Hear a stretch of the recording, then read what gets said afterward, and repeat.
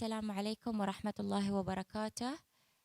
بس حبيت أنوه أن الجلسات بتكون لغة عربية ولغة إنجليزية، ومتوفر عندنا على الطاولة هناك مجموعة من الأجهزة حق الترجمة للي يحتاج يستخدمها.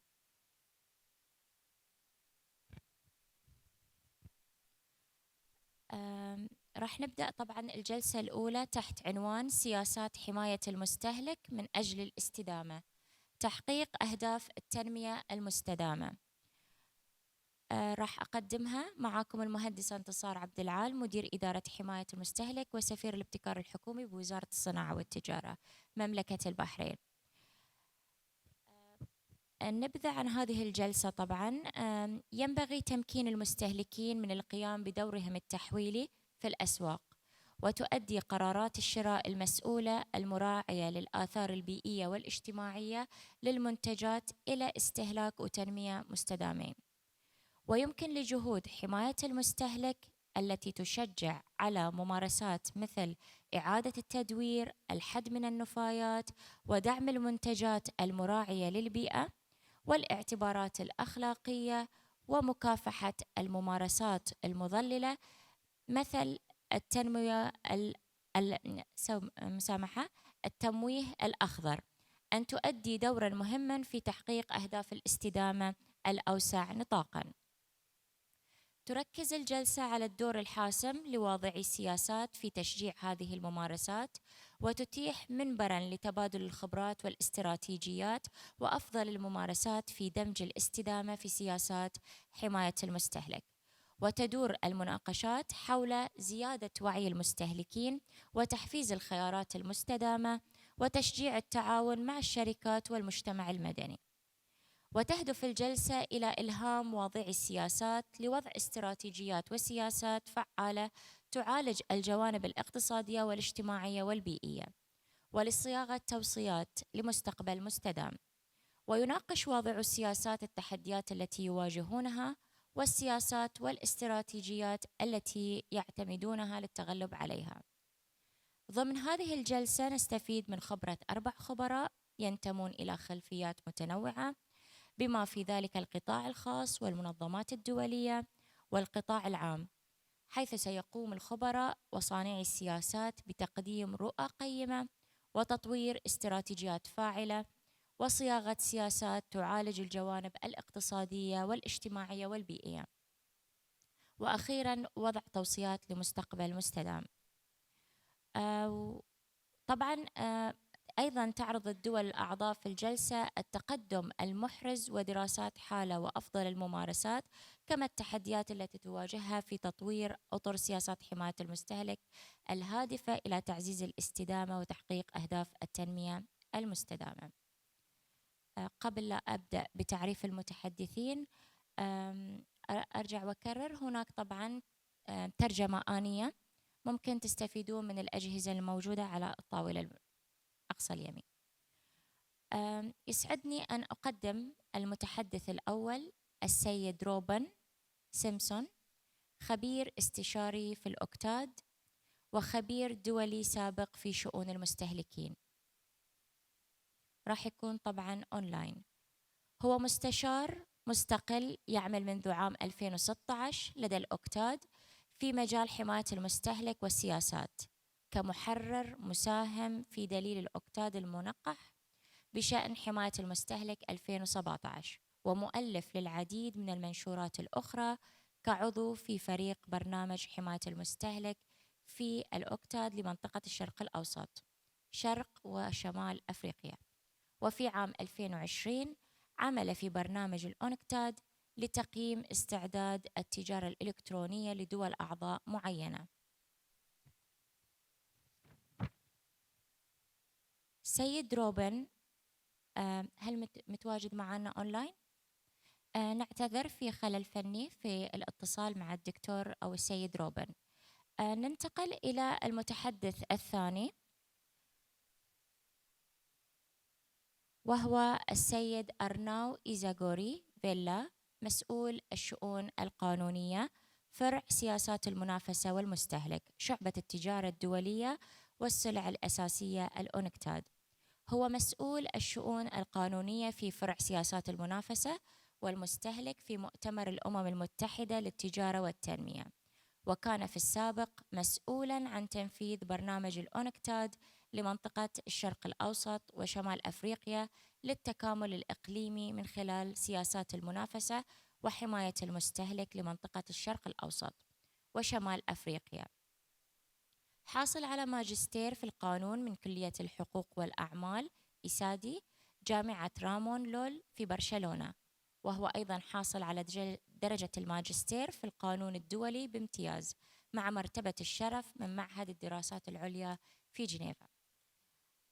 سيد أورنو، نرحب فيك في مملكة البحرين ونرغب أن نسألك بعض الأسئلة. هل تعتقد أنه يمكننا جعل الأسواق تعمل لصالح المستهلكين؟ هل يمكن إخبارنا عن الأدوات المتاحة لدفع المستهلكين إلى الاستهلاك المستدام؟ وما هي الشبكات والمبادرات الدولية القائمة التي يمكنها دعم الدول الأعضاء في النهوض بسياسات المستهلك من أجل الاستدامة؟ لديكم 10 دقائق للتفصيل أكثر في هذا الموضوع. تفضل. السلام عليكم. شكرا على دعوتي. I would like to start by thanking the Director Consumer Protection under the Ministry of Industry and Commerce, and also our brethren from ESCOA in leading this first Arab Consumer Protection Forum. I would like to make 3 introductory considerations, noting that I hope our friend Robin Simpson will be able to join, because he will give a broader overview of the Sustainable Development Goals and their impact in consumer policy. My presentation is about consumer protection and sustainability, and the 3 initial considerations I would like to share with you are that first, sustainable development has 3 components: economic, social, and environmental. And the 3 of them are inextricable and self-reinforcing, meaning that we cannot ask any developing country to focus on environmental sustainability while giving up economic and social sustainability, because that would not mean that we're endeavoring in sustainable development. Second is that there is no one-size-fits-all for sustainable consumption. The very nature of the country's sustainable the consumption patterns are very different. It is impossible to compare the consumption of fruit for Bahrain, which imports over 70%, to the consumption of fruit for Costa Rica, which imports 0%. And the third consideration is that more needs to be done. For example, the ESCOWAR report of 2021 about Sustainable Development Goal number 12 on responsible consumption and production patterns identified that there is a 0.18 kilos per dollar of domestic consumption per unit of GDP in oil in ESCOWA member states in the Arab region, whereas there's only 0.06 in the rest of the world. The notion that consumers are passive receivers of goods and services is giving way to that of active actors of change, meaning for a long time we've identified markets as being the culprit of environmental degradation. But nowadays we come to a paradigm where it is only through market dynamics that we can ensure a more sustainable development for all. Issues such as the use of non-reusable plastic or the sustainability of food parcels being delivered in plastic have heightened awareness among consumers, and we've identified a trend and a wave of change among consumer behavior where sustainable considerations in consumption are becoming more and more important in consuming choices. A recent study of UNCTAD shows that young consumers are more likely to choose brands based on ethical values and lessen meat and animal product consumption. However, we still identify an action gap, meaning what consumers say they're ready to do for consuming more sustainably and what they actually do. And there is a variety of tools to overcome that action gap that include taxes and charges, standards and mandatory labels, and public subsidies and incentives. For example, over 120 countries have adopted some form of legislation to regulate plastic. Kenya, for example, introduced a ban of single-use plastics already in 2017, and its economy is thriving. However, more needs to be done at three levels: at legislative level, at policy level, and at enforcement level. Regarding the legislative aspect, the World Consumer Protection Map held at UNCTAD shows that only 32 of 106 participating countries address sustainable consumption in their main consumer protection law. And only 40 countries have policymaking powers on sustainable consumption that are endowed in their consumer protection authorities. Luckily, the United Nations guidelines for consumer protection offer already some very clear guidance on how to go about incorporating sustainability into consumer policy. It shows a shared responsibility for sustainable consumption among all members of society, including states, businesses, and consumer groups. It also encourages that member states design, develop, and use products and services that are safe and energy and resource efficient. And it encourages consumers to both recycle waste and purchase recycled products. So those are already the guidance that we receive at the international level. Member states should strive to promote sustainable consumption patterns, and developed countries should take care in leading in achieving these sustainable consumption patterns. And policies for promoting sustainable consumption should take into account the goals of eradicating poverty, satisfying the basic human needs of all members of society, and reducing inequality within and between countries. Let me now move to the policy dimension of sustainable consumption. First and foremost, consumer information and education. Markets will only serve the planet if consumers can access reliable information and act upon it. So member states are encouraged to promote consumer information and education, including coverage of aspects such as product labeling, environmental protection, and efficient use of materials, energy and water, and to implement information programs to raise awareness of the impact of consumption patterns. There's another side of this coin, which is business guidance. And so member states of UNCTAD need to recognize that business have a responsibility for promoting sustainable consumption through the design, production, and distribution of goods and services.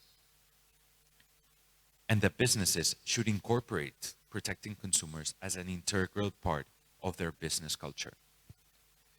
And this leads me to a very important part, that it is very difficult for consumers to verify whether a product has been produced sustainably. Without such information, consumers will not be able to trust in environmental claims, and in turn, businesses will not be incentivized to shift to green production practices, eventually leading to market failures. This is why UNCTAD developed the Voluntary Sustainability Standards Assessment Toolkit that is designed to identify challenges and perceptions behind the adoption of such standards, in particular value chain and country, and to explore options in addressing them. And I will also refer later on to the One Planet Network of the United Nations guidelines for promoting product sustainability. Let me now move to the third part of my intervention, and that is enforcement. Member states, in close collaboration with manufacturers, distributors, and consumers organizations, are asked to take measures regarding misleading environmental claims or information in advertising and other marketing activities, and that the development of appropriate advertising codes and standards be implemented for the regulation and verification of environmental claims. In a survey by Euroconsumers in the European Union of 2021, found that 53% of respondents indicated that they were not able to distinguish between false and true green claims. And the prevalence of greenwashing, or false environmental claims, reduces consumer trust in sustainability claims, and it discourages businesses if investing in more sustainable innovation. It then leads to a market failure. UNCTAD's working group on electronic commerce, this time led by Colombia, issued a report about false environmental claims, and it surveyed 18 countries in their enforcement actions against such claims. The subgroup recommended that governments assess the adequacy of current legislation in misleading advertising and address misleading green claims, if necessary, by including new provisions, especially related to the digital economy. It may be possible that with your legislations about misleading advertising, green false environmental claims are already covered, but it is important that all governments conduct that assessment to see whether that is the case. The guidelines for providing product sustainability information that was released in 2017 by the United Nations One Planet Network identify 5 principles upon which environmental claims must be based, and they relate to reliability, relevance, clarity, transparency, and accessibility. So, Madam Moderator, let me conclude by saying that we do have international guidance at hand, both at ESCOA, UNCTAD, or the One Planet Network of the United Nations, that can serve governments in improving their policies, their legislation, and their enforcement to serve for better and more sustainable and inclusive development for all. Thank you, ma'am. شكرا جزيلا السيد أرناو إيزاغوري على هذا المداخلة القيمة والمثرية.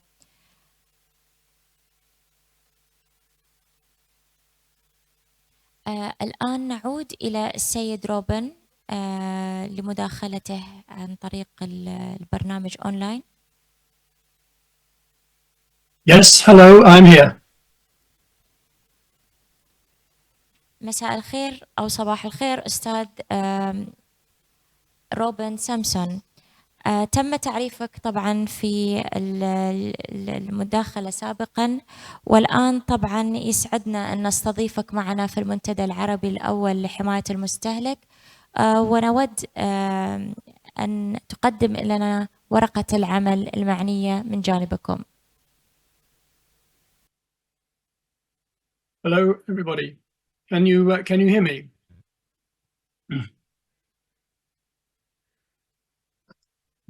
Good morning, everyone. Salam alaikum. And I greet you from a grey, misty morning here in London. And thank you very much for the opportunity to present our take on the Sustainable Development Goals and the link to consumer protection. I've in the slides which are being distributed to you, I concentrate on 3 sources. Those are the publication which, with Arno, I drafted in 2017, Achieving the SDGs Through Consumer Protection. And what was remarkable about doing that work was that we found that really almost every one of the Sustainable Development Goals had a potential link to consumer protection. We published the United Nations manual, which again in the Consumer Protection Division of UNCTAD we prepared together, and that followed from that manual. But this in turn followed from the publication of the United Nations guidelines in 2015. which has already been mentioned this morning. And what is important to bear in mind is that the guideline 5, the so-called legitimate needs of consumers, is often referred to around the world as the consumer rights. There are 11 legitimate needs, which include effectively sustainable consumption. It's the right to a clear, clean environment, but also draws on other vital matters which have an impact on sustainability, such as energy, such as water, food production, many of the things which are subject of the Sustainable Development Goals. Just briefly to draw to your attention the very brief history of the Sustainable Development Goals. They follow on from the Millennium Development Goals, which were established in 2000 and ran to 2015. There were 8 of them. What's interesting looking back on that process is that there was no SDG or MDG, Millennium Development Goal, for sustainable consumption. It wasn't in those guidelines. Neither was there one on energy, which seems particularly remarkable when we see the prominence of energy in today's Sustainable Development Goals. In 2015, the MDGs were then succeeded by the 17 Sustainable Development Goals. And in the slides which I've distributed, rather than pick out any one or two Sustainable Development Goals, I will elaborate on Sustainable Development Goal 12, but the others, I've listed them all because all of them have a link to consumer protection, and you can see those if you scrutinize the slides which have been distributed. Each SDG has a long title, some of them are very long, and all of them have short titles, and they're the ones that I use in the slides. So I think, and each of them also have a target and an indicator. For example, in SDG 12, which is on sustainable consumption and production, there is a target 12.3, which is to reduce by 50% food waste, which was mentioned just a few minutes ago by Arno. And then the indicator is a food waste index, and that's indicator 12.3b. So they are extremely well set out. There are 140 targets, so this is quite an elaborate document. Sometimes it's been criticized for its degree of elaboration. I do not agree with that criticism. I think that it is actually far better than in the MDGs, which were often rather vague. The SDGs are much more precise, much more technically defined. Now, so here we go then. I will not take you through all of the SDGs because we simply do not have the time. But I do encourage you to read the pages from 2 to 7, which will take you through them, where you see the links to consumer protection. So let's go straight to slide number 8, which is SDG 12. So yes, thank you very much, Maya. SDG 12, ensure sustainable consumption and production patterns. And interestingly, in the short title, it is referred to rather as responsible consumption. Quite the significance of that difference, I'm not entirely sure what it is. What is interesting here is that Section 5H of the United Nations Guidelines on Consumer Protection actually contained a whole section on sustainable consumption long before the SDGs were produced. The version drafted in 1999 has a long section on sustainable consumption. So in that sense, the consumer protection world was actually, one could say, even ahead of its time. It was certainly ahead of the SDGs in making the link between sustainable development and consumer protection. So I'll just take you briefly through SDG 12. I've already mentioned the link to the United Nations guidelines, but with regard to those guidelines, paragraph 50 of the guidelines indicates that sustainable consumption is a multi-party responsibility. It has to involve government, business, consumers, labor, environmentalists. There's a very strong emphasis on education in this section. So the SDG indicator, for example, has an emphasis on what they call the mainstreaming of sustainable consumption in education. That is education at all levels, from right through schools, through to universities, and also through to adult education. Also, of course, we have the immensely important subject of energy efficiency, which doesn't always receive the attention that it deserves. There tends to be an emphasis on the production side, but on the consumption side, of course, energy efficiency can bring huge dividends. I remember once the discussion in the European Union, one commissioner saying the cheapest energy of all is that which we do not consume. So this can be very much in the interests of consumers, because they can see their energy bills going down. And so that makes far easier the process of transition from the existing dominance of fossil fuels to the rising use of renewables, which is actually one of the features of the SDGs, which gives rise to a certain degree of optimism. The SDG target 7.3 is doubling the rate of improvement in energy efficiency.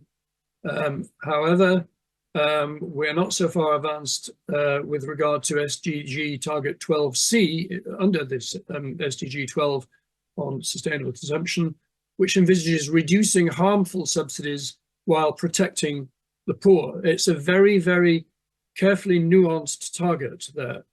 Yes, a lot of our subsidization of fossil fuels, both in the production and in the consumption halves of the equation, do actually encourage waste. The word that's used in the SDG 12 is that such subsidies should be radically abolished, because some of them may be necessary for the poorer consumers, those who are connected, of course, many are not. But that we need to structure the subsidies in a way which encourages efficient energy use.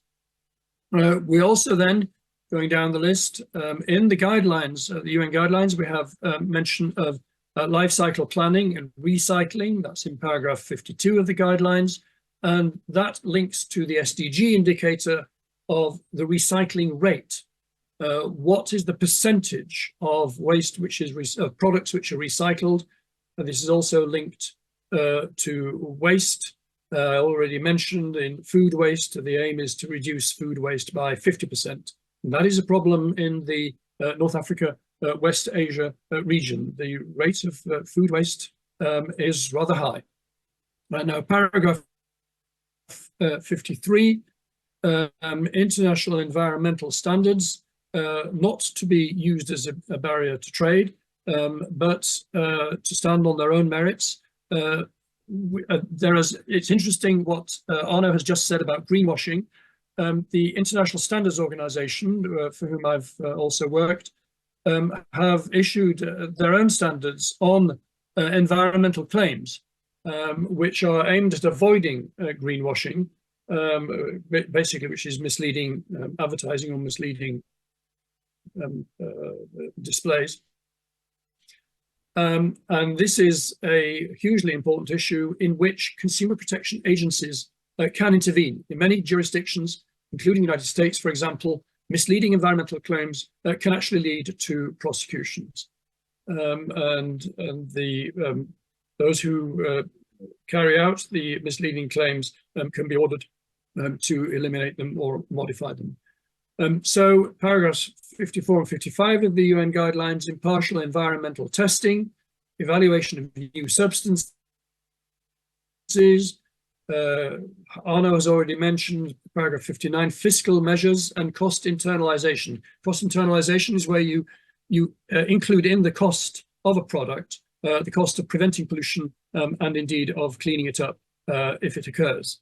That sends important market signals because it affects the price of the products. And so, as Arno indicated, it makes the market more friendly to environmental protection.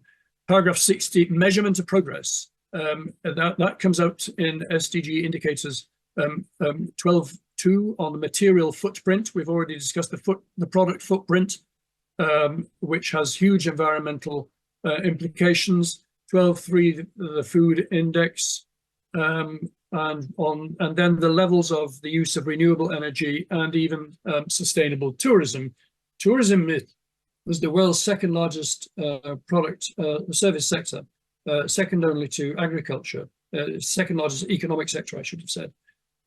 So it should also be subjected to the rigors of environmental protection. And lastly, in the section 5H of the United Nations guidelines, paragraph 62, research on consumer behavior, highly relevant to what we've just been discussing in Arno's introduction.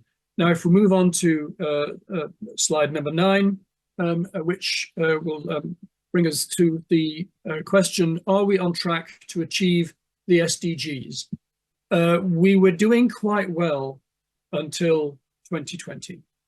And progress was being made. It was being made quite rapidly in some areas like energy and water. When I say we, I'm talking about the globe here, the world as a whole.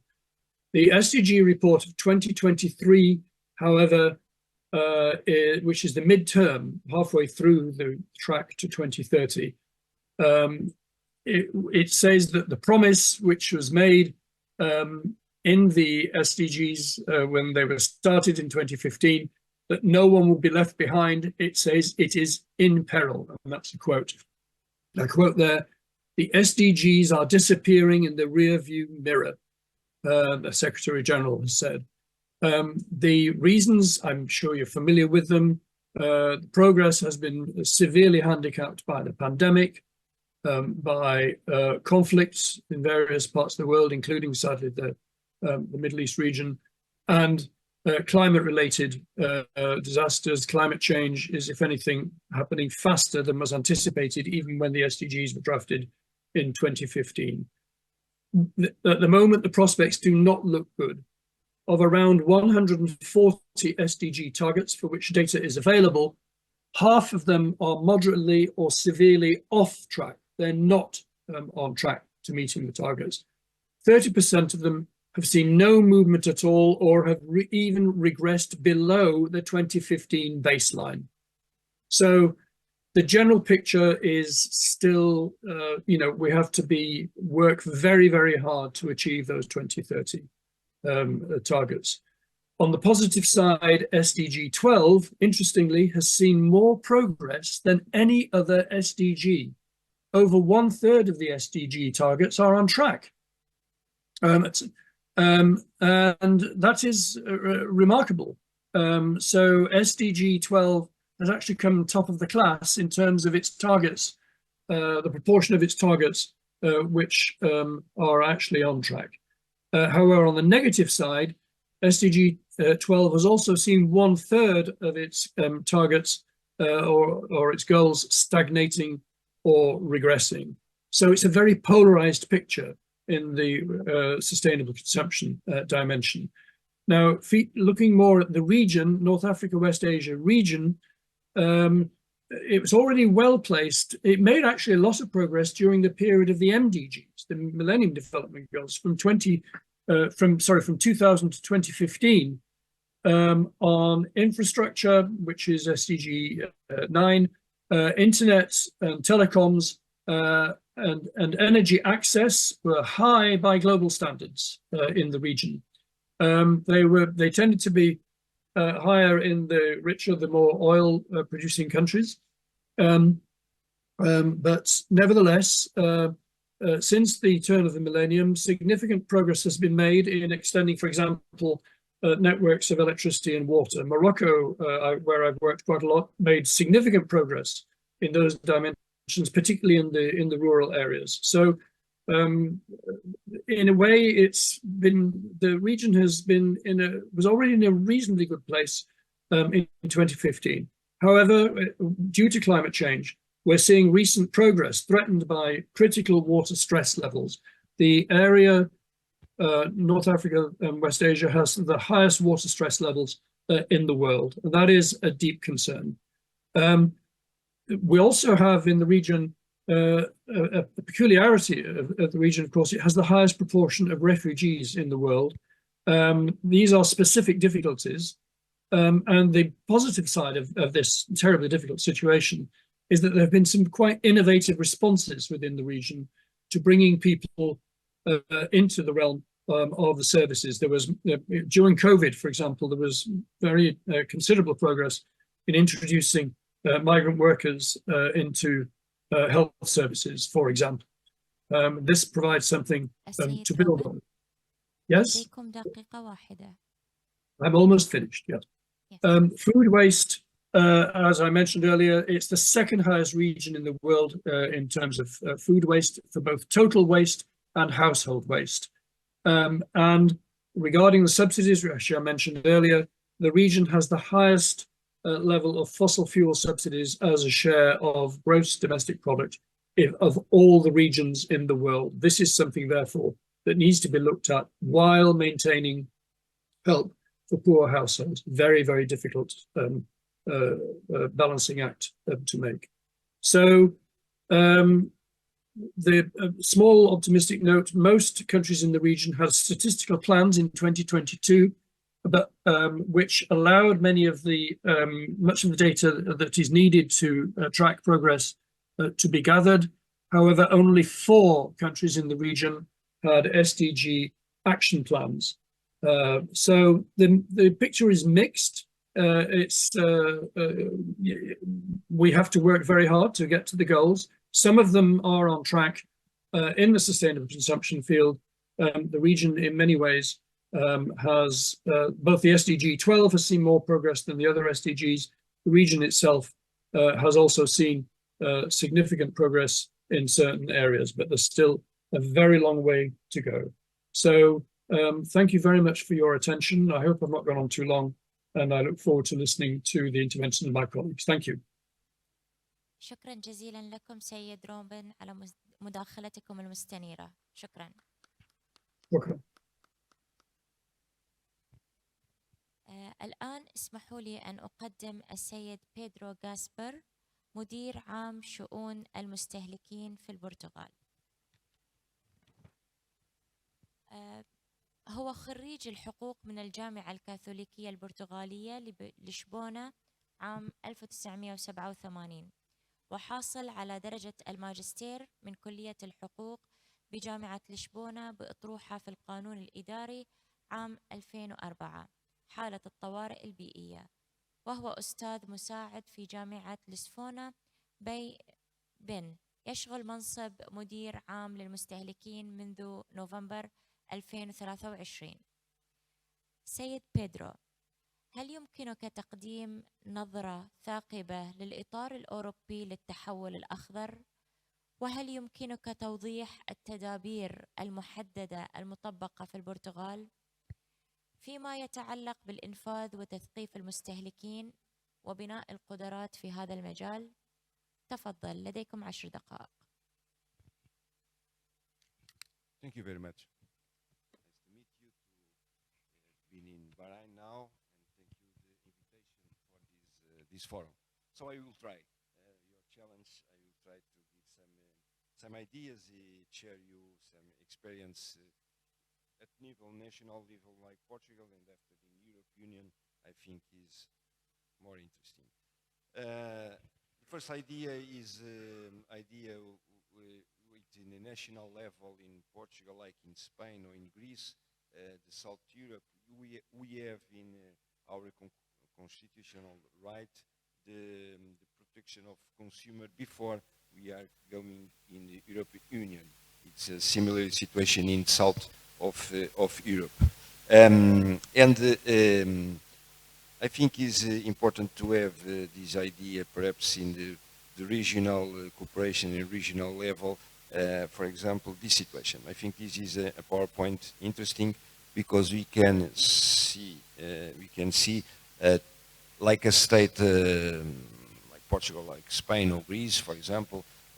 We have the EU level, so the European EU level is not the United States of Europe, of course, but we have a political cooperation more strong than the regional cooperation.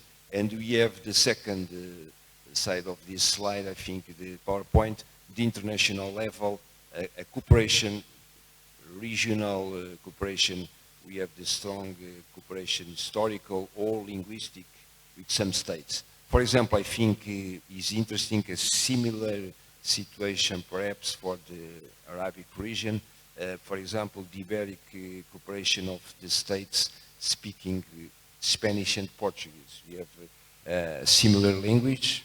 It's not the same, of course, but it's similar. We can understand, and we have regional cooperation between with states like Mexico to Chile with Brazil, and in Europe, two states, Portugal and Spain. This is historical and approximate cooperation with language, similar or common language to the challenge of the protection of consumer.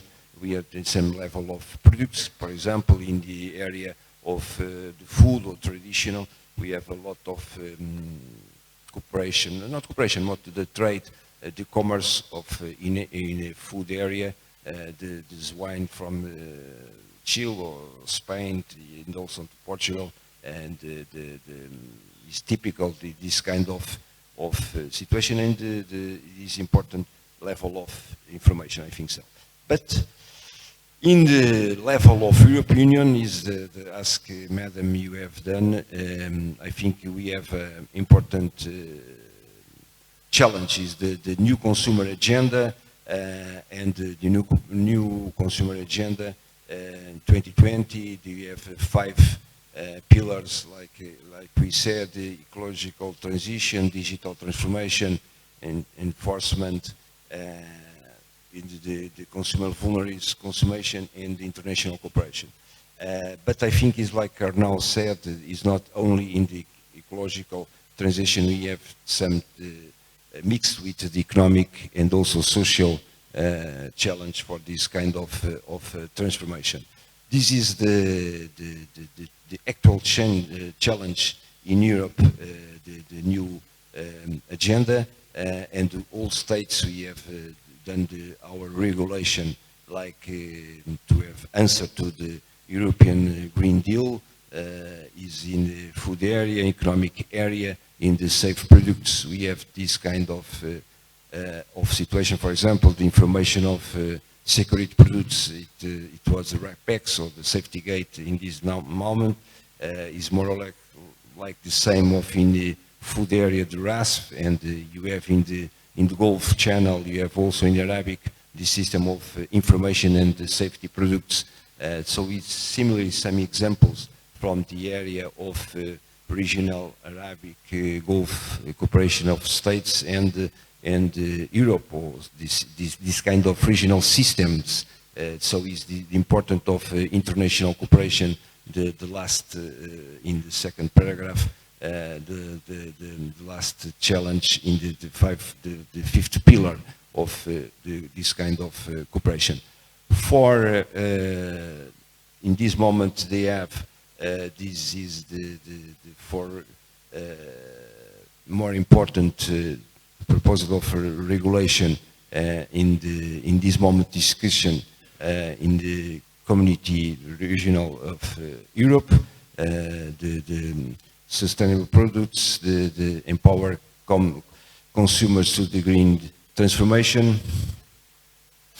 and also more two of this new regulation to change the consumer appreciation and the consumer options to the products more ecological, or with the transformation green in this kind of new market.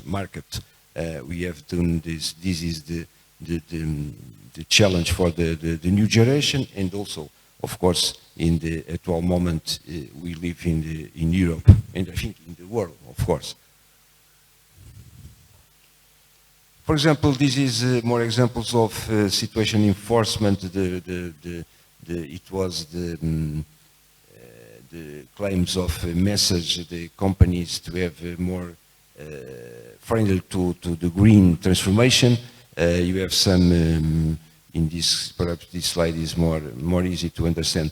The areas more you alerts or the intervention more authorities in enforcement to this kind of change, the claims of message, the green transformation, and you have a lot of situation, in the civil aviations, of course, in the problems, and also in the automobile use. This is perhaps the area of transport. This is a problem of the transport and of course of energy doing this kind of transport in the world. And the civil aviation, it was very claims and the situation about the message to have done to the future.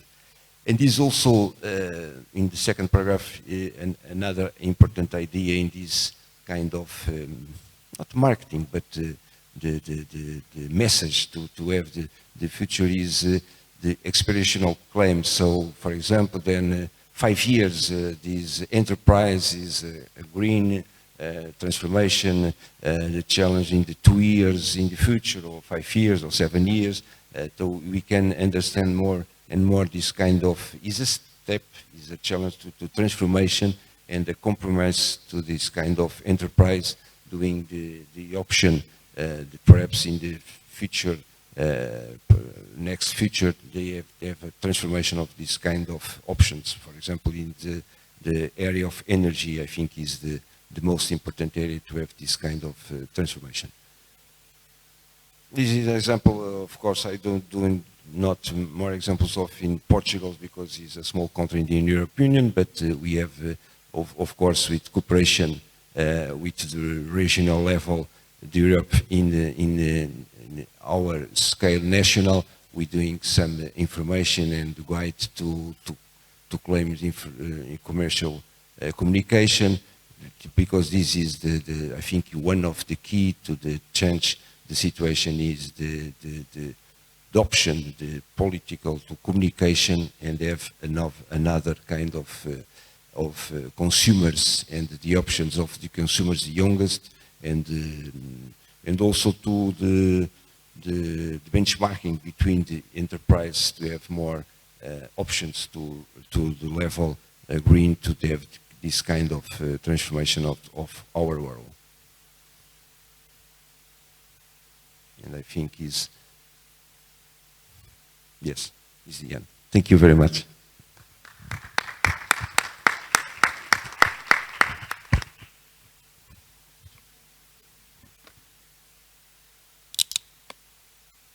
شكرا جزيلا سيد بيدرو على مداخلتك المليئة بالمعلومات. شكرا جزيلا. شكرا. والآن نختتم الجلسة مع الدكتور محمد أبو حيدر، مدير عام وزارة الاقتصاد والتجارة في لبنان، حاصل على دكتوراه من جامعة كلاود براون ليون، وحاصل على ماجستير إدارة الأعمال إلى جانب درجة البكالوريوس في العلوم السياسية. تم تعيينه مستشارا لوزير الصحة العامة في عام 2012، وهو محاضر في جامعة الحكمة وجامعة القديس يوسف، وهو أيضا عضو في مجلس إدارة مصرف لبنان ومجلس إدارة هيئة أسواق المال. تم تعيين الدكتور أبو حيدر مفوضا عاما للجناح اللبناني في إكسبو دبي 2020، ويشغل حاليا منصب المفوض العام لإكسبو الدوحة 2023. دكتور محمد، من خلال تجربتك، ما هي أهمية عمل مديرية حماية المستهلك في مكافحة الاحتكارات في لبنان؟ وكيف تحارب مديرية حماية المستهلك نسبة التضخم العالمي بالأسعار وانخفاض القدرة الشرائية عند المواطنين في لبنان نتيجة تدهور العملة الوطنية؟ وكيف تساعد عمل المديرية من ضمن خصوصا توجهات أهداف التنمية المستدامة 2030 المتعلقة بالتنمية المستدامة. لديكم 10 دقائق، تفضل. صباح الخير. اسمح لي بالبدء أن أتوجه بالشكر للإخوة في مملكة البحرين قيادة حكومة وشعبا على استضافة هذا المنتدى، والشكر الموصول أيضا لمنظمة الإسكوا وللإخوة في منظمة أونكتاد. سأحاول الالتزام ب10 دقائق وفقا لتفاصيل ما تم ذكره حاليا. في لبنان يعتمد اقتصاده على استيراد ما يقارب 80% من حاجاته، فبالتالي هناك اقتصاد مدولر كليا، ولكن مؤخرا عند كل أزمة يخلق فرص، فربما كما يقال this is the candle at the end of the tunnel. فخلال هذه الأزمة تم الاعتماد أكثر على الإنتاج المحلي، وهذه كانت تداعيات جائحة كورونا، وكلنا بات اليوم يعلم مدى التضخم العالمي في سلسلة الإمداد بشأن المواد الغذائية. هذا بالإضافة أيضا إلى التوترات التي حصلت بالمنطقة ومدى تأثيرها على ارتفاع كلفة الشحن من جهة وكلفة التأمين من جهة أخرى. وأظن أن الأخوة في العالم العربي كلنا بتنا اليوم أمام تحديات على مستوى سلسلة الإمداد، وهذا ما يعكس بظله للأسف بطريقة سلبية على حاجات المستهلك وعلى حقوقه. في بلد كلبنان يعتمد على ما يزيد عن 80% من حاجاته مستورد، عند أي تدهور في العملة المحلية يقابله للأسف تدهور في القدرة الشرائية لدى المواطن. ولكن ما تم معالجته مؤخرا better late than never، تم إقرار قانون المنافسة، وبالتالي لبنان كان للأسف قائم على بلد يحويه الكارتيلات بكل ما للكلمة من معنى. فيكفي أن نقول أن هناك في لبنان شركتين أو 3 تحوي فقط على استيراد حليب الأطفال، لتعلمي جيدا أن مدى أي تراكم للأزمة ربما هالشركتين ممكن يعملوا ديل مع بعض، وبالتالي المستهلك بيدفع الثمن، بالإضافة إلى 6 ل 7 شركات على المواد الغذائية، ولبنان يستورد ما يزيد عن 80%، فبالتالي نحن قدام احتكار بكل ما للكلمة من معنى. فإذا بقانون المنافسة، هنا أتطرق للمنافسة لأنها وحدها الكفيلة بإعطاء الحق للمستهلك. لا يمكن حماية حقوق مستهلك دون إعطائه حق الخيار والاختيار في الحاجات، وبالتالي يجب أن يكون قانون المنافسة هو الانفراستراكشر، هو القاعدة الصلبة عندما نتكلم عن أي حق للمستهلك. فهنا أقرينا قانون المنافسة، وبالتالي من المنتظر الشهر القادم إن شاء الله ينتهي مفعول الوكالات الحصرية في لبنان، أو الحماية على الوكالات الحصرية في لبنان. فعندها كما المثل القائل the competition correct the market and the market correct itself. هيدي أبسط حقوق الاقتصاد التي كلنا بدنا نعلمها كليا. إذن سلسلة الإمداد تأثرت نتيجة بعد الجائحة والتوترات، ارتفعت بوزرها على المستهلك. بدأنا نلمس جميعا في عالمنا العربي مدى التضخم في مفعول وقراءة الأمن الغذائي ككل، وهنا أقترح أن تكون واحدة من أهم توصياتنا من خلال نهاية هذا المؤتمر. على المستوى العام إذن أقرينا قانون المنافسة بصدد إقرار هيئة المنافسة، نكافح بشكل يومي الغلاء، ولكن في لبنان 22,000 ميني ماركت، ما يزيد عن 180 فرن، 3200 محطة بنزين، وما يزيد عن 3000 ل 4000 مولد كهرباء. فما ممكن لما بنحكي عن حماية مستهلك مجرد ما يكون في كارتال انه نيجي نقول هيدا السيستم مثل ما بيقولوا باللغة الدارجة البوليس والحرامي بيقدر يحل مشكلة. ابدا مش هيدا هو الحل. الحل تخلق بيئة منافسة شريفة عادلة تعطي فيها الحق للمستهلك الاختيار مع المحافظة على هامش أرباح معقول ضمن الأطر والقوانين المرعية الإجراء. هذا في الشق الأول. أما فيما يتعلق بما يعرف بالحق والتنمية الاستدامة، فنحن إن شاء الله في نهاية شهر مارس 2024 تصبح مديرية حماية المستهلك في لبنان ممكننة كلياً. 18 خدمة في وزارة الاقتصاد والتجارة هي بايلوت ستادي، دراسة مصغرة لما يعرف بالحكومة الإلكترونية. قد نكون من أوائل الوزارات في دولتنا، ولكن هي تجربة يجب أن تؤخذ بعين الاعتبار لإعطاء صاحب العمل حقه لمزيد من الشفافية، ولإعطاء المستهلك الحق من ضمن أطر التنمية المستدامة بمتابعة معاملته، زيرو بيبرز، بدون أي ورق، وهنا نتكلم أيضا بالتنمية المستدامة، والأهم من ذلك لمزيد من الشفافية ولإعطاء الحق للمستهلك باختيار السلعة، ولإعطاء الحق للمستهلك أيضا بتقديم الشكوى وتتبع شكواه لمعرفة مصيرها. إذن مكننة هذا العمل قد تكون اليوم أرض صلبة وخصبة لمزيد من أهداف التنمية المستدامة، على أمل أن نقوم إن شاء الله عند حسن ظن المواطنين في هذا الشأن. بالإضافة إلى ذلك، على مستوى التنمية أعطينا بعض الإعفاءات الجمركية المتعلقة بكافة الحاجات الصديقة للبيئة. على سبيل المثال للحصر ما يعرف بالسولار بانل في لبنان، فباتت تكلفة الطاقة تؤثر بشكل سلبي جدا على كلفة المنتج. فمن منا لا يعلم أن بالسبلاي تشين فقط في السوبر ماركت في لبنان باتت التكلفة من 13 ل 16% من الطاقة فقط على السلعة نتيجة غياب الطاقة للأسف في لبنان. ومن هنا انتقلت المعرفة بالسولار بانل إلى المصانع، وباتت اليوم أخف عبئا على التكلفة وتكلفة السلع، وهذا شيء أيضا فيما يعرف بالتنمية المستدامة.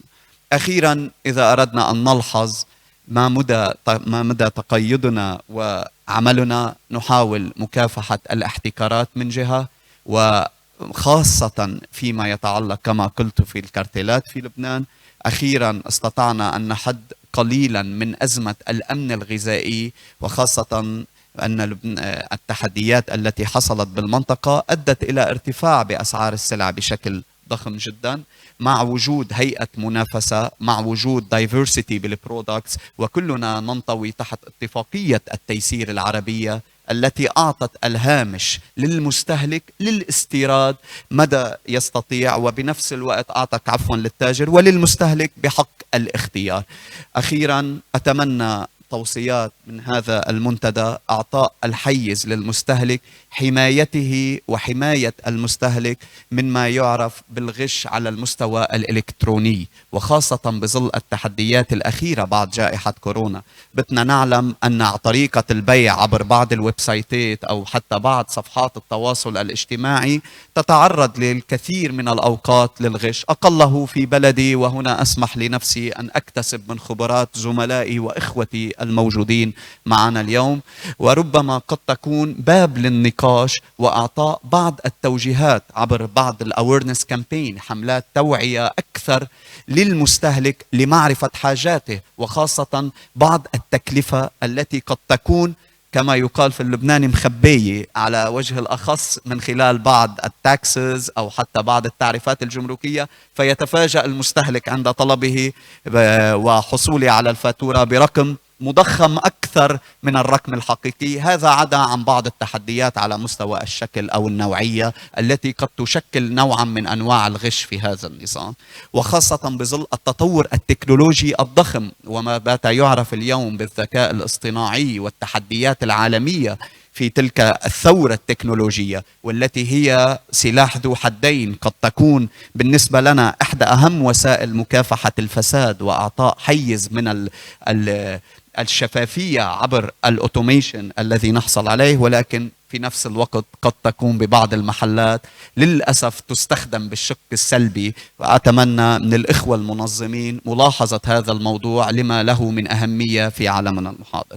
أخيرا، نضع أنفسنا بتصرف الجميع لأي أسئلة، لكن لربما قد تكون هذه البداية في المنتدى العربي الأول على أمل اللقاء مع الإخوة العرب ولتبادل المعرفة بيننا جميعا، فمع وحدتنا نستطيع أن نكون أقوياء جميعا، وكلنا اليوم بتصرف الناس وبخدمة الناس، فيكفى أن نقول خدمة الناس هي أفضل وجوه العبادة، على أمل ونكون نحن وإياكم إن شاء الله في خدمتهم لصيانة وحقوق المستهلك عبر بيئة منافسة وشريفة تتمتع فيها دولنا العربية.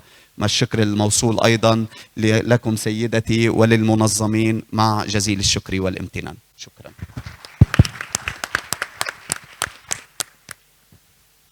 شكرا دكتور محمد أبو حيدر على مداخلتكم الطيبة. الآن طبعا انتهت مناقشتنا لهذه الجلسة، ولكن سننتقل إلى أي مداخلات من القاعة للخبراء الموجودين على المسرح.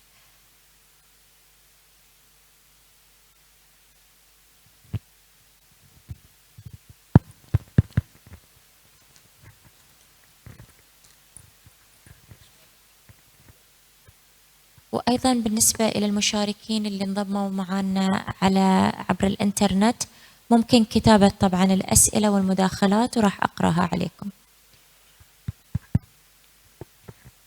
شكرا. هل السيد روبن موجود؟ روبن سيبسون online? Is he online or online? Because my question is for Mr. Robin. Mr. Robin online?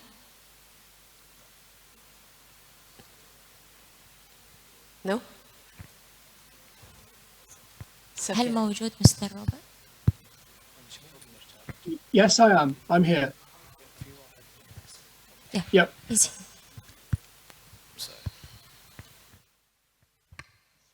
Thank you, Mr. Robin, for the points you raised about the SDGs. My question is about the 12.5, which is the national recycling rate. I believe it's, as we are in a forum for the consumer protection, it's an obligation for the government to provide the recycling facilities. And for the consumer also, I think it's a right to have these facilities. So what if there is no recycling facilities? What can the consumer do other than reducing the consumption? Thank you.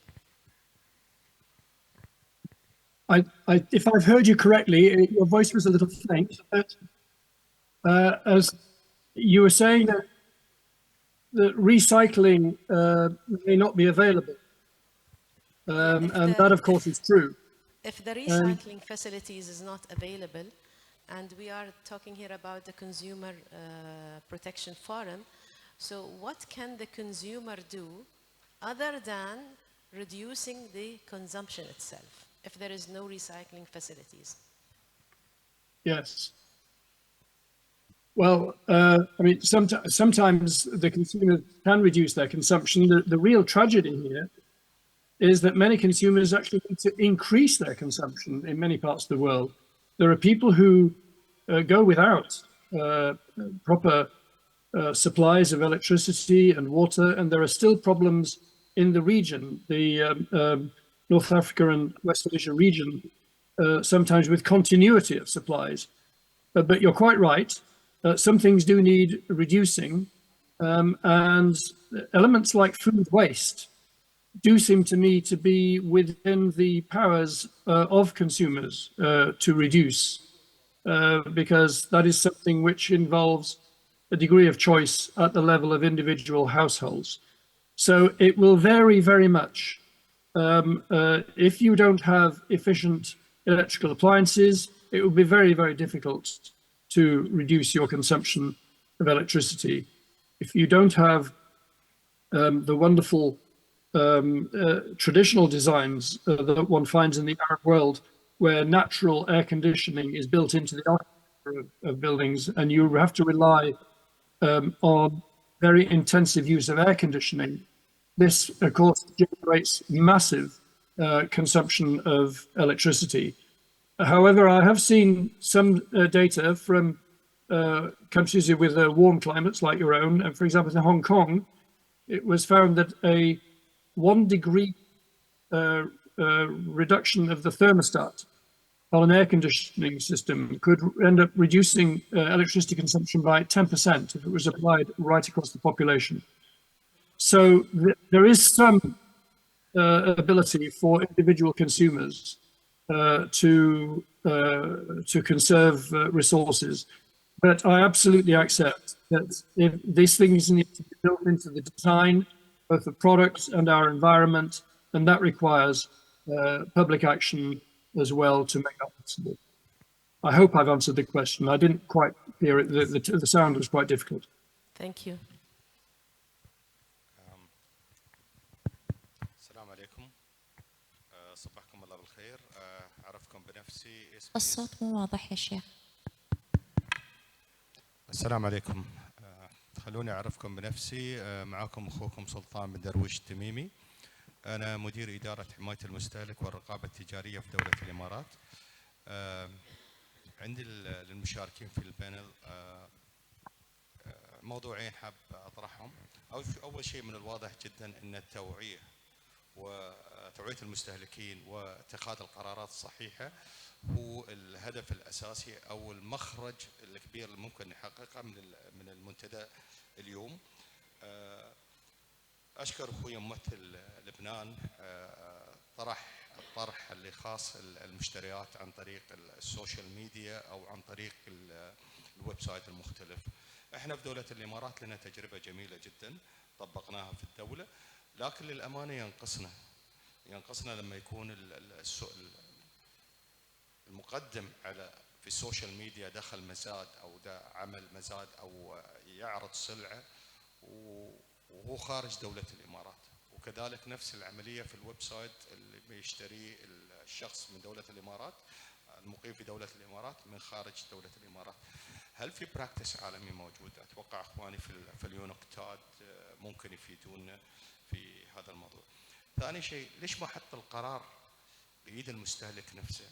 ليش ما يكون عندي ابلكيشنز يعطيني مدى صلاحية المنتج أو هذا المنتج أصلي أو غير أصلي؟ في كثير برامج لكن لا تغطي البرودكتس اللي موجود في العالم كله. يعني في برودكتس مقلد بطريقة فعلا حتى المصنعين له لو يعني ما مشوا على الكودز اللي موجود عندهم لن يعرفوا الأصل من المقلد. فهل في على مستوى العالم بنش ماركينج ممكن يعطينا أفضل البراكتس اللي موجود في هذا الموضوعين؟ وشكرا.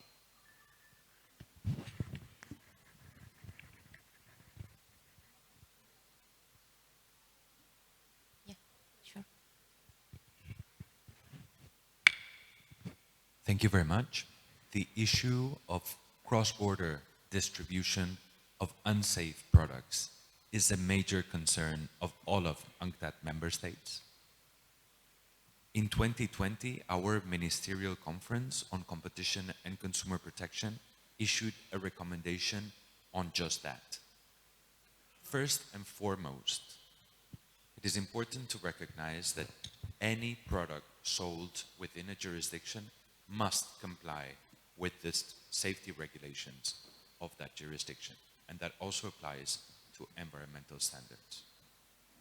It is true that for some jurisdictions, it is hard to act upon the safety hazards that products may have, especially those that import most of their consumption products. And this is where we need the cooperation of other authorities.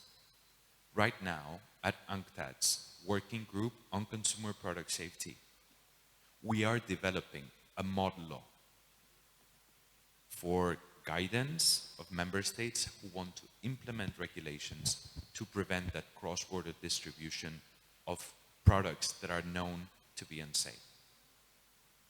There are also other interesting initiatives at the OECD, and these are product safety pledges by online marketplaces that have taken place in the European Union, in Australia, in the Republic of Korea. This means that online marketplaces like Amazon or Alibaba voluntarily pledge that any consumer product that is found unsafe is immediately delisted and will not be relisted under another product nomification, which is what I believe you referred with counterfeit products. I think you probably need the two tracks to address this issue. One, international cooperation on enforcement of consumer product safety, and second, business engagement in the form of safety pledges. Thank you. شكرا. تسمحي لي بس سؤال آخر. معلش تسمحي لي. Do we have the power? لو سمحتوا بس مستر روبرت. Only to some more explication, like Arnaud said, because our colleague from inspection the problem of counterfeiting the products, they had the importance of the cooperation. Before I was in these functions, general director. Before I was 10 years general inspector in Portugal, so we have a lot of international cooperation. Another example by Interpol, for example, is very good to have this kind of information and enforcement between the authorities, because these and also the very good examples from the big enterprise have very good systems to have identified the problem of the counterfeiting. This is a very serious problem in the digital commerce. I think is in this moment present a very important challenge. Thank you. شكرا مستر بيدرو. بس حابة أعرف وين المايك، لأن عند مين المايك؟ أختي مريم، بس عندنا مداخلة هنا، الله يخليك.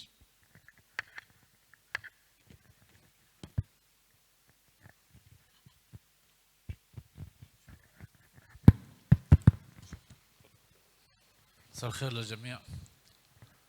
إبراهيم القاضي، مدير عام حماية المستهلك فلسطين. شكرا لدعوتنا، شكرا البحرين ملكا حكومة وشعبا، شكرا لسكوا والأونكتاد. مداخلتي هي تعقيب على الإخوة الأحبة في لبنان. مبروك قانون المنافسة، وكل دولة عربية بيكون عندها قانون منافسة بيكون جدا سعيد، لأنه هي بالفعل تكميل جناح آخر لحماية المستهلك. قانون حماية المستهلك من جهة وقانون المنافسة من جهة آخر. لكن إحنا على سبيل المثال قانون المنافسة تعثر كذا سنة له، لم يتم إقراره حتى هذه اللحظة، لكن حاربنا موضوع الاحتكارات من خلال وضع أسعار. حددنا أسعار لهذول المستوردين، لأنه حتى لو بده يكون المنافسة بالعلامات التجارية راح تتفاجأ إنه إحدى الشركات، شركة واحدة عملت عدة بسموها شركة قابضة أو مجموعة شركات، وهي نفسها بتستورد كذا علامة تجارية، يعني بتنافس حالها. لهذا السبب شفنا من تجربتنا البسيطة إنه أفضل شيء إنه نحدد لهم سقف سعري للشركات. الأمر الثاني اللي هو موضوع التجارة الإلكترونية أو التجارة عابرة للحدود. المشكلة عندنا بسبب عدم وجود حدود بفلسطين، عدم وجود حتى صفحات السوشيال ميديا ما بنقدر نتحكم فيها أو نغلقها، لأنه أحيانا بيكون الرقم مش فلسطيني، رقم صفحة الفيسبوك معمول من قبل رقم تابع للاحتلال مش لنا. فلقينا أفضل حل اللي هي شركات الشحن، شركات التوصيل، إنه نلزم شركات التوصيل باتفاقيات وعقود تحقق سلامة المنتج من جهة وجودة المنتجات المعلنة، يعني إنه ما يسلم أي سلعة إلا حسب ما هو معلن.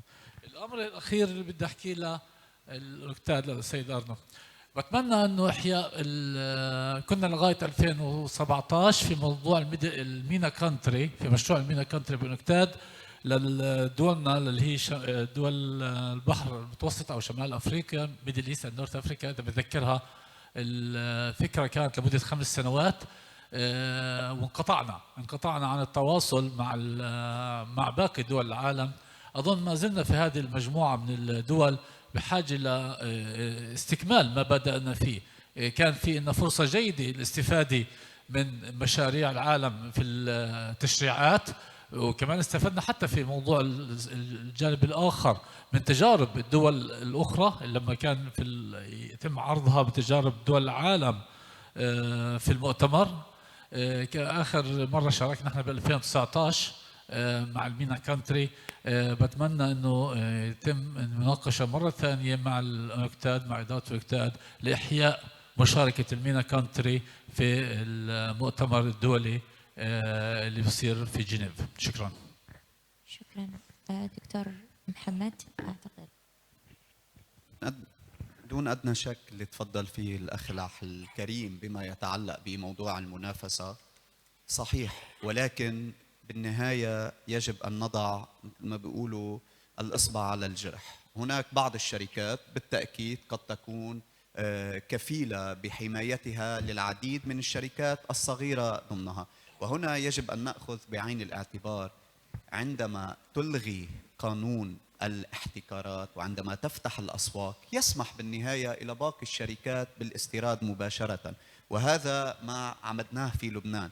عندما تسمح الفرصة للإخوة المستوردين باستيراد بعض الأمور التي كانت بالسابق من الخطوط الحمر، فبالتالي تصبح المنافسة هي الكفيلة بتصحيح السوق.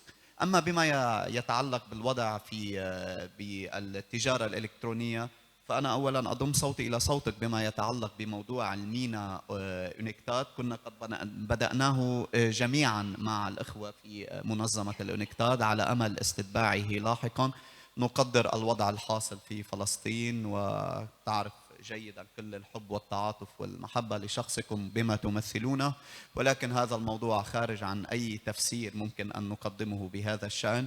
أما بما يتعلق بموضوع التجارة الإلكترونية ككل، فقد بدأنا مؤخراً نلمس بعض التطور التكنولوجي الضخم الذي كما ذكرت في خلال مداخلتي قد يكون سلاح ذو حدين، على أمل أن نكتسب من خبرات الجميع. وهنا أثمن الأخ العزيز من دولة الإمارات العربية المتحدة، والتي تشكل بهذا النطاق فعلا من ضمن الخدمات الإلكترونية أسوة بباقي دول مجلس التعاون الخليجي، بيئة حاضنة لهذه الخدمة، على أمل أن نستطيع أن ننقل تلك المعرفة لباقي الدول. شكرا. أوكي. سيد أرنب. Thank you very much. I'd like to respond to your very warm comment. Firstly, by saying that UNCTAD is always your home as a member state of UNCTAD, and that we care deeply for the Palestinian people and the situation that you're going through.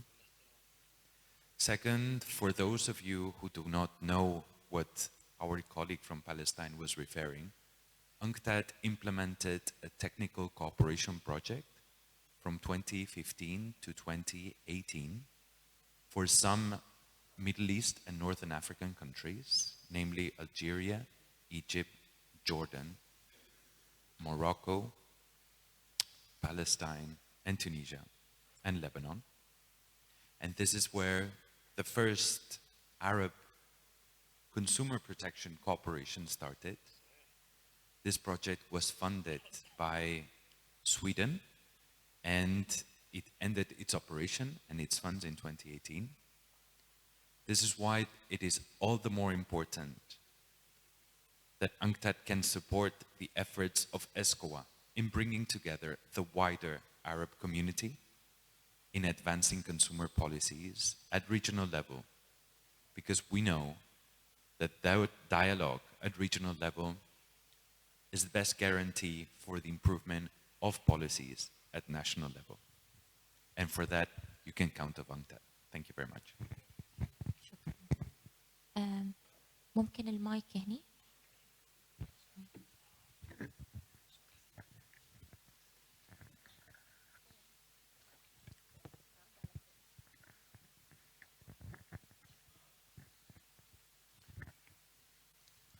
اتاكد بس مستر روبي موجود معانا اونلاين. موجود. اوكي. Yes, أنا I'm أشرف here. عادل، المشرف على قطاع القاهرة الكبرى في جهاز حماية المستهلك المصري. سعيد بوجودي مع حضراتكم جميعا. سؤالي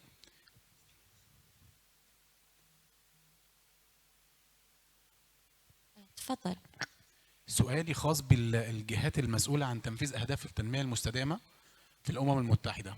فيما يخص الجزء الخاص بالدول الناميه بالذات. احنا لتسريع الاجراءات الخاصه بتنفيذ اهداف التنميه المستدامه، الدول الناميه بالذات عندها اشكاليه كبيره جدا، بالذات في ظل تراجع الاقتصادات الفتره الاخيره وزياده الديون وفوائد الديون. هل الجهات المسؤوله بتقوم بتقديم مزايا للدول دي عشان خاطر تقوم بدورها او تقوم بتنفيذ الاهداف دي عن طريق مثلا الاعفاء مثلا من الديون دي والفوائد ولا لا؟ ولو ده موجود، لو ده موجود حاليا وصل لأني مرحله او ايه الامثله مثلا اللي موجوده عليه؟ مستر روبن.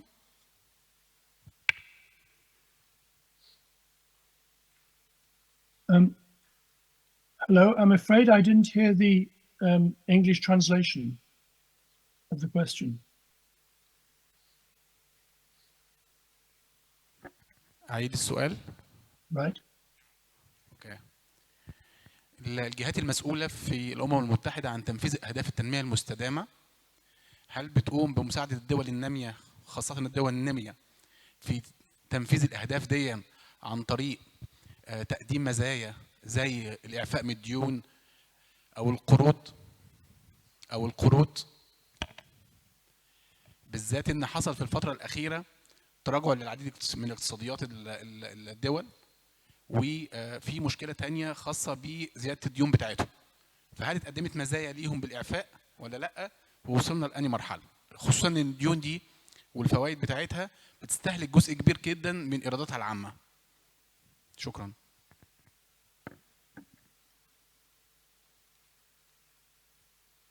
Yes, well, thank you very much. That's a very interesting question. The answer on debt cancellation, it is very much a part of the SDGs. I forget which particular number now, but it's but I've listed them in the PowerPoint which I distributed. That will be a matter, I'm afraid, for negotiation. There is no body of the UN that can simply cancel bilateral or even ease bilateral or multilateral debt. That would have to be a matter for individual negotiation. It is, however, a target. And I think there may be technical help that can be obtained to that end. The SDGs don't actually have the authority, well, the UN can't impose an SDG. It can only urge member states to reach them. So I'm afraid the answer to that is that no, it can't automatically happen through the SDG mechanisms. That will be a matter for negotiation with the appropriate authorities. However, the very last of the SDGs, the SDG 17, does strongly encourage multilateral mechanisms to be developed to allow or to help countries to arrive at their targets. And one of the big problems, of course, has been the absence of data. Now, this may sound a very technocratic issue, but the problem that the world faces is that quite often we don't even know what the situation is regarding progress towards the SDGs. We have to remember that there are many of the services which are the object of the SDGs, such as, I mean, I give water because I worked a lot in that domain. We don't actually know how many people don't have access. We know that that number is going down, and that but there are still about approaching 1 billion people who don't have a proper potable water supply or access to potable water. Certainly in excess of 1 billion on sanitation. The numbers here are enormous, but when it comes to individual country level, it's very, very difficult to arrive at planning to achieve the targets if you don't actually have the information about your starting point. So the answer to your question is cautious. Yes, in SDG 17, it is proposed that at the international and national level, and including the UN, mechanisms should be in place to allow people to make progress and to help people to make progress towards the SDGs. But when it comes to actually mandating, for example, debt cancellation or debt reduction, I think that would be very, very hard to do within the SDG framework, but it's certainly part of the SDG goal. شكرا مستر روبن. Yes, Mr. Arnaud. Ma'am, I would like to address shortly your question because it has a direct impact on what we're discussing today. Sustainable development cannot be parceled into self-contained regimes. So when we're talking about consumer protection, we're also talking about everything else. And the principle of shared but differentiated responsibilities is enshrined in international treaties, and it should thus be respected. We at UNCTAD have called at various occasions for debt restructuring, and the appropriate forum to discuss this is the Club of Paris and the IMF. Now, we believe that developing countries are now in a double burden. They are asked to face development challenges from a social and economic perspective, but also from an environmental one, without due regard to their situation. This is why at UNCTAD we've asked for an overhaul of the multilateral financing for development system and a significant increase of special drawing rights that can be directly targeted to developing countries trying to meet the Sustainable Development Goals. And also to Robin's comment about data, I'd like to share with you that UNCTAD is leading the statistical team of the United Nations under an initiative called SDG Pulse that provides reliable and accurate data on meeting the Sustainable Development Goals for member states and policymakers. Thank you very much. شكرا سيد أرناو. طبعا نصل الآن إلى نهاية هذه الجلسة هلا دكتور. أوكي، آخر مداخلة، ناخذ آخر مداخلة.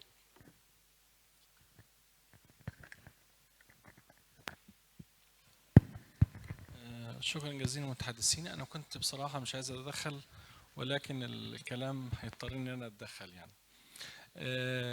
الأول بس عشان نفرق بين أدوار المنظمات أو الجهات المعنية بحماية المستهلك. في إطار رسمي هو المعني بوضع توحيد السياسات أو تقارب السياسات في مجال حماية المستهلك والتعاون الرسمي بين الدول في هذا المجال.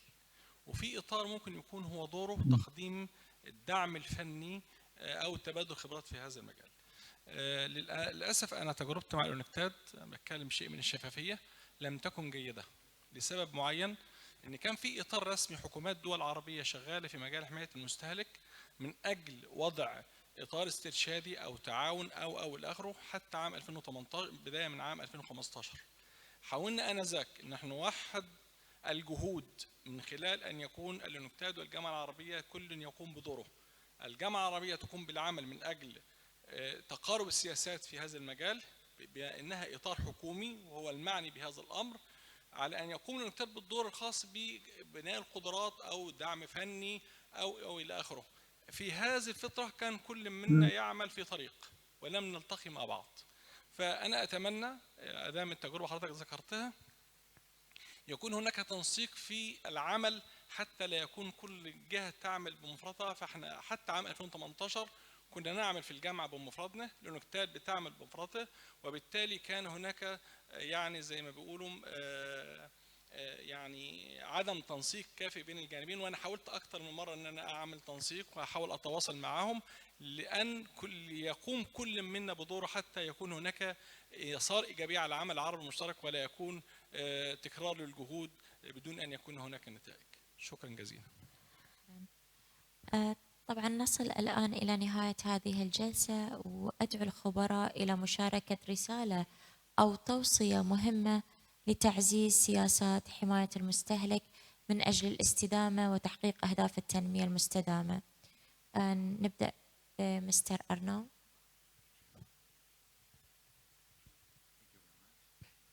If I have to finish with just one sentence, I would encourage all participants of government representatives to first recognize that sustainable consumption is a priority of your government, put it in writing, from a policy brief to a regulation to some kind of communication, engage with other government authorities, environment authorities, social authorities, to enhance that whole of society approach, and finally engage with businesses so that they really provide sustainable choices to all consumers. Thank you. شكرا. سيد جاسبر.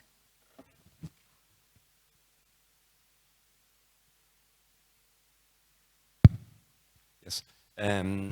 The message I think is the importance of the cooperation between the states, the regional cooperation, and also inside each state the challenge for the citizen, like with the association of citizens to the right of consumers, and also the challenge to the enterprise, the economic power, the enterprise know what they have this good message to the citizens, because we are all consumers. So I think we must cooperation inside state and around, and of course in the all of the world, because the challenge of the digital commerce. Thank you.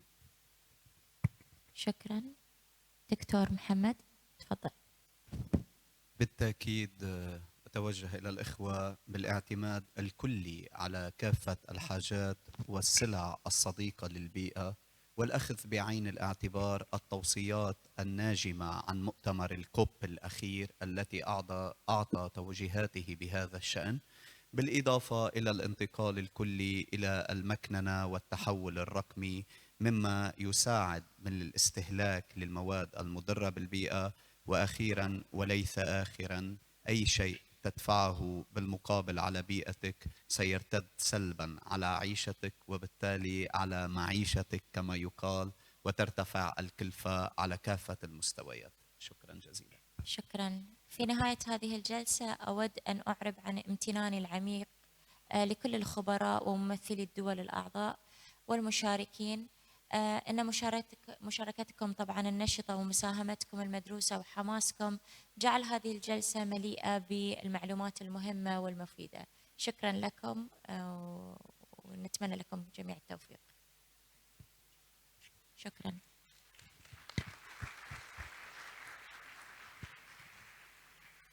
طبعاً عندنا حالياً استراحة لمدة ساعة.